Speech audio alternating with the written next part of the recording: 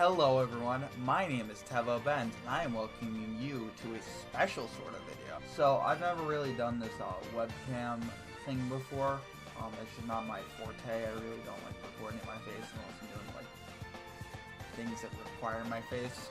But today is different because today is going to be the final big upload of the year, potentially the final upload of this year. This year was an absolute dumpster fire. I hated every goddamn second of it. But I did like a lot of what happened on YouTube. I did like a lot of gaming.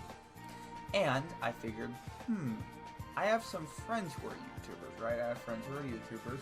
Why not get them to tell me what are their favorite games of the year? So yes, that's what we're doing. A game of the year video, but we have a bunch of friends, a bunch of fellow content creators, a bunch of fellow artists and shit like that.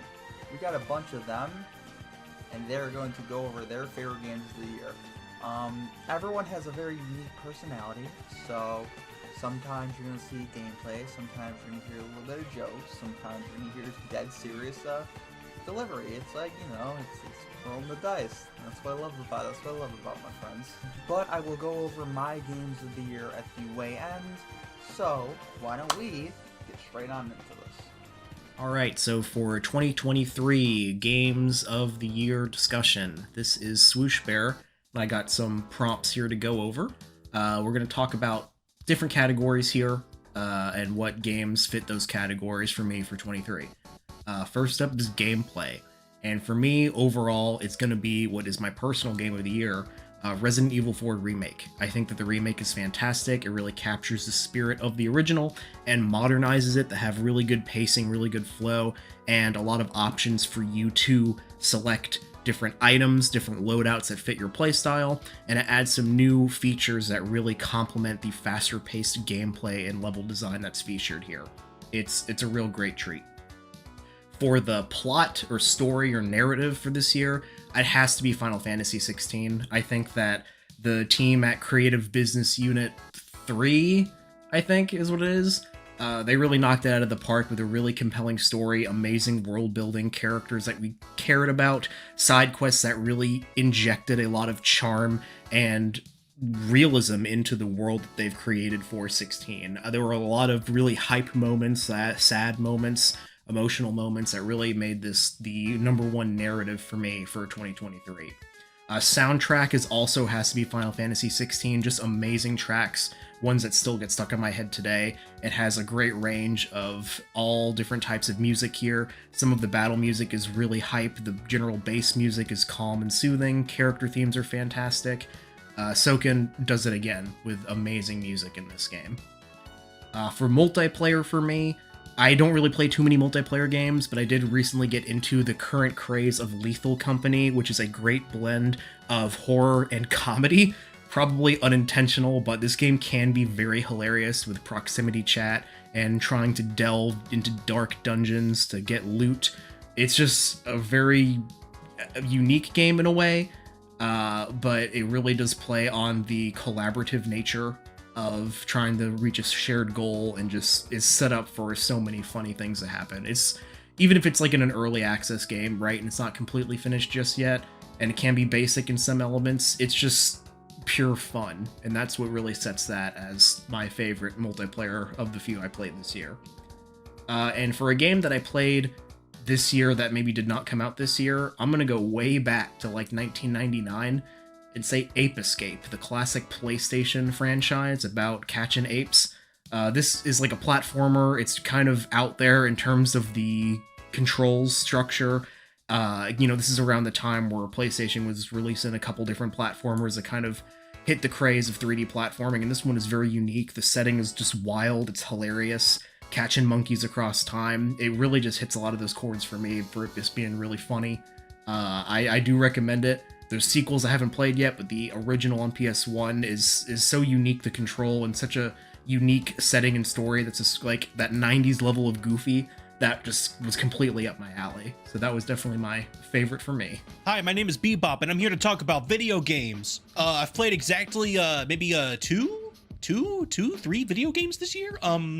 But here we go. So for the gameplay category, Pizza Tower immediately comes to mind. It's one of the few single player games I've played this year where I felt strongly incentivized to 100% and get perfect ranks all the way through. Despite the challenge of it, it's pretty hard, but I love games that emphasize fluent, momentum-based gameplay, especially ones with ranking systems. Dust Force and Ultra Kill are two other great examples of that. I love those games. I love every game that's like that. Really, anything about the game just speaks to me. The art style, the soundtrack, the humor, it's just everything just clicks. It's the perfect video game. There's no flaws. It's perfect. You can't tell me otherwise. Honorable mentions go to Tears of the Kingdom and Super Mario Wonder as far as gameplay goes. Yeah, those games definitely kick some ass. And for the plot, to be honest, I have not played a lot of story-focused games this year, so Tears of the Kingdom, I guess, is the closest thing. It did surprise me how much more I enjoyed the narrative of Tears of the Kingdom, putting aside the side quests and the NPC dialogue, stuff like that, which apparently opens up a lot of plot holes. That's, from what I've heard, it could just be immersion breaking, but I don't care. I didn't try to do every single side quest. I don't care. I don't. I found myself well immersed in the backstory of Hyrule and Ganondorf for all those flashback scenes, Zelda's involvement in the story, learning about Zelda becoming spoiler, an immortal dragon. That was a tearjerker for me, which is not something I say often for video game narratives. Yeah, that's about it for plot. And for the soundtrack, bada bing bada boom, gotta be Pizza Tower. It's not close. It's easily my most listened to soundtrack of the entire year. Pizza Time, Oregano Mirage, Tombstone Arizona, Extraterrestrial Wawas, Pumpin' Hot Stuff, Tubular Trash Zone, Pizza Time Never Ends, Thousand March, Unexpectancy. Those are just some of the many tracks I willingly listen to on repeat. Honorable mention goes to Tunic, although that came out last year. More on that later. A wonderfully executed, serene soundtrack that in a lot of ways is kind of a foil to Pizza Tower's exuberant style. Multiplayer, well, I did play a lot of Super Smash Bros. Melee and Ultimate. Does that count? I did play a decent bit of couch co-op Super Mario Wonder with my niece. She likes that game. She likes Mario. She likes Kirby even more, though. We did play a lot of Kirby, too. Mario Kart 8. I don't fucking know what you want from me. Played a different year than launch. Tunic is an easy choice for me. I played that a couple months ago. Tunic is a wonderful experience to play through blind. At a surface level, it's a great Zelda-like experience with beautiful visuals, despite, you know, the low poly aesthetic. Just the lighting itself just carries the visuals so much. It's absolutely beautiful. And apparently it has Souls-like boss battles, which I admittedly have never played a Souls game. I know that's crazy, but that's a comparison I often hear. They are quite challenging. Beyond the surface level, however, there is a game with a lot more depth than meets the eye. One that is riddled with secrets and puzzles that are hiding in plain sight. Does remind me a lot of Fez. That is a puzzle game that also deeply resonated with me. Aesthetically similar, surprisingly. The soundtrack to that game is absolutely gorgeous. Composed by Lifeformed, who I've been a fan of since his work on Dust Force. Along with his wife, they composed the game together. It's certainly among my favorites as far as ambient video game soundtracks go. Yeah, that's it. That's all I got to talk about. Bye. To the Tears of the Kingdom segment because it's the only game that I've played that's released this year. I've clocked in about 500 hours across multiple playthroughs, so I think I'm qualified to talk about the game. And let me tell you, I don't even care that I didn't play anything else. Tears of the Kingdom is the kind of game that you can't put down. It's like fucking crack cocaine, you know? One of my favorite aspects about the game is just how customizable the difficulty is. I had a file where I didn't use Fuse and I never got the paraglider. Those two choices had a huge effect on my playthrough, especially in dungeons. Finding an already fused weapon was awesome because all my other weapons sucked, and trying to get a captain construct to fuse for me was a fun little minigame. Not using the paraglider meant I had to be exact and precise while I was standing up to the Wind Temple, and just traversing the world in general. The other rules were no upgrading past 4 hearts, no upgrading armor, no amiibo, and no fairies. These changes let me play the game how I wanted to, and I think that's why I've spent so many hours in Tears of the Kingdom. The actual game itself is good though. Breath of the Wild's Hyrule is now fully fleshed out with all these little caves and an entire new map beneath the main one. It's also got these little sky islands sprinkled around. Even after all these hours, they still haven't uncovered every nook and cranny because of the insane amount of content in this game. Thankfully, the devs thought of that. See, they knew that there are some side quests that were fucking bong water, and they've separated the ones worth doing into a separate tab called side adventures. And these side adventures are usually important, unlike the majority of side quests. The Master Koga side adventure unlocks a new ability and a few boss fights. The Call to the Depths side adventure unlocks the bargaining statues, which are good for quickly gaining resources. The Robbie side adventure gives you useful features, like the Hero's Path and the Sheikah Sensor. Oh, and the Lurlin side adventure completely changes that entire image. And that's not even mentioning the side adventures that will reward you with cool shit like previously amiibo-locked weapons. It's just too bad the story, UI, and controls all suck giant gorilla cock. Hello, I go by Gojira on the interwebs, and I'm talking about some of my games of the year for 2023. Although I will say, in all honesty, I've not played that many new games. Due to either budgetary, time, just any kind of restriction that has gotten into my way, I have not been able to branch out many new games that dropped this year. There are definitely games like I had some interest in playing, but I just never got to, or I plan on someday. Like Armored Core 6 is a game I want to try at some point, just because of the way you can customize and create cool skins and stuff for your robots. And if you know anything about me, I love myself some robots. And now, I'm just going to get right out of the way. Pizza Tower.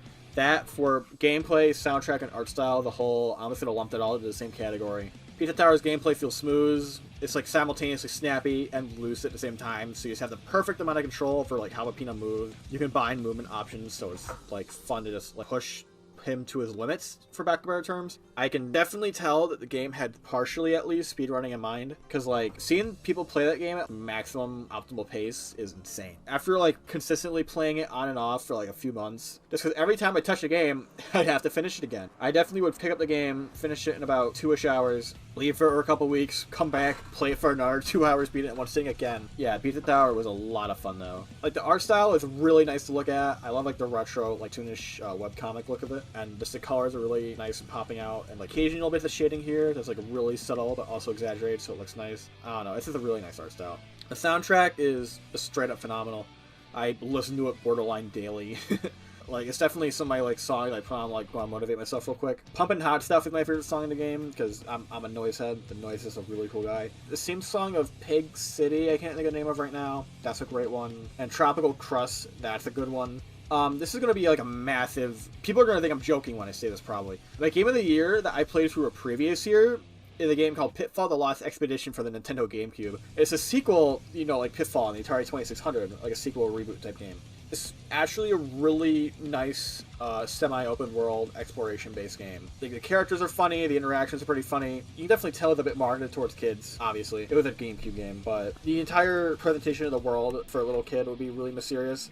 I first played it when I was like, I don't know, maybe 4, but my first time going through the game, like, I was terrified as a kid, and I was going through it with like intrigue. Like, I want to figure out more stuff. The world is really creative too. Like, there are tribal men trying to come after you. They're like howling monkeys. They'll start throwing stuff at you and like ambushing you as you go through paths. The opening scene of the game, you're walking, like there's these mouths with like teeth that are the grass of the earth, but they're living. Follow them, they'll like chew you up for a minute, and they'll spit you back out like they're grossed out, like ugh. You know, they kind of sit there and like pucker their lips after. Like, they get grossed out by how you taste, but they'll like do some damage because, you know, they're a hazard. It has that open world thing where it finds creative ways to halt your progress of going like straight to the end of the game. You'll gather certain tools that you need to other points of the game. There's a point going into a cave full of electric eels, for example, that you need to like get like a raft to go across. There are things like, you know, like picks to climb up an ice wall, which you would not be able to in other situations. Hey, I'm not going to say too much about it. Like, if you want to like play the game yourself via an emulator, because I doubt they care if you've hired the game. I feel like it's a nice, fun time. It's no 10 out of 10. It's no masterpiece, but it's just a solid platformer from that era that I think does not get talked about enough, honestly. Like I said, no masterpiece, but it's a solid game that is worth playing to me.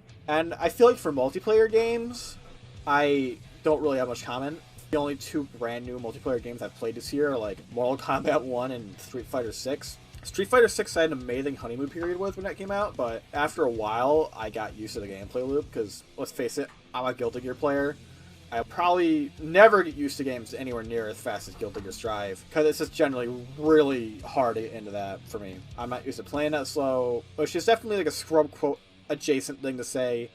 I'm just not Street Fighter 6 compatible, unfortunately, because I really want to do like the game. And Zangief, you know, I'm the grappler guy, it's just hard to get back into. But for Mortal Kombat 1, I'd have to pick that, mainly for the fact that Omni-Man is playable. And right now, I'm in a hyperfixation with Invincible, because Season 2 just dropped, and I also just really love Omni-Man. He's just massively cool. And I find this combo game really nice to mess with. I don't even really practice. It's just fun to pick up and play Omni-Man every now and then. Hell, I got Mortal Kombat 1 gifted me. If it weren't for that, then I wouldn't even touch it at all. So, you know, shout outs to that guy. That guy was really cool for gifting me that. But, I don't know. I did not have that much of an eventful year for video games, unfortunately. I wish I could say more, really. In previous years, I'd have several contenders for Game of the Year, but it's just not really... It's not really a thing for me this year, which is kind of sad, but, you know, like, as you get more issues coming up in life, or however you want to look at things, sometimes you just can't really go out of your way to play the game as much as you want to play, or branch off into other experiences, and sometimes you just want to play it safe and then go off and do your own thing. Yes, I do have to get my games of the year. So, my game in terms of gameplay is Final Fantasy 16. Final Fantasy 16's action RPG combat is some of the best I've experienced in any video game ever. It mixes real-time combat with the actual world exploration so well. It is so fun to traverse the world and use the skills you get from each boss, which each boss feels individual. Each boss has their own personality. All their skills feel useful, even if some of them aren't useful. A lot of them have situational use. Combine that with the fact every single boss fight is unique, and I loved every single moment of it. The biggest issue I have with the game is the fact that the demon hunts where you hunt the big monsters in the field. Yeah, no, those things are like tanks, and I took down 2 of them and gave up because I'm like, I'm not doing this. Why do they take so much? Why do they have so much health? My favorite game in terms of plot is Hi-Fi Rush. I don't really know what to say here. My favorite game in terms of plot is Hi-Fi Rush. As for my favorite soundtrack, it's got to be Pizza Tower. Pizza Tower's soundtrack is so good, dude. I love every second of it. It mixes EDM, IDM, ambient pop with hard rock, with funk. It mixes all of this shit and creates a soundtrack that works as a full, well-composed album. Like, I could show someone, like, the pause menu theme, which is the best song in the entire fucking game. Like, the pause menu theme is amazing. I could show someone the pause menu theme and say, hey, this is Blank Banshee. And they're like, what's Blank Banshee? I showed them a Blank Banshee song. I showed the 2 back to back, and they're like, wow, they sound the same. And I'm like, yeah, it's that good. It's better than Blank Banshee. Don't shoot me. My favorite multiplayer, this is going to be a controversial pick. I haven't played enough Street Fighter 6 to say Street Fighter 6, plus I'm not really in competitive Street Fighter, not into the competitive side of Street Fighter, I mean. So I'm going to say Call of Duty Modern Warfare 3, simply because I got it for free, and I'm having a blast with it. And my favorite game that came out a different year, probably Cyberpunk 2077. I had a really fun time with that game. I think that game is great. I think you all should check it out. I think if we get more games like Cyberpunk and Fallout New Vegas, the world will be happy. But yes, that is the end of the video. The end of 2023. So if you guys did enjoy, why not like, comment, no one can favorite, and please subscribe to my YouTube shizzle. This has been your host, TevhoBend. I will see you guys next year.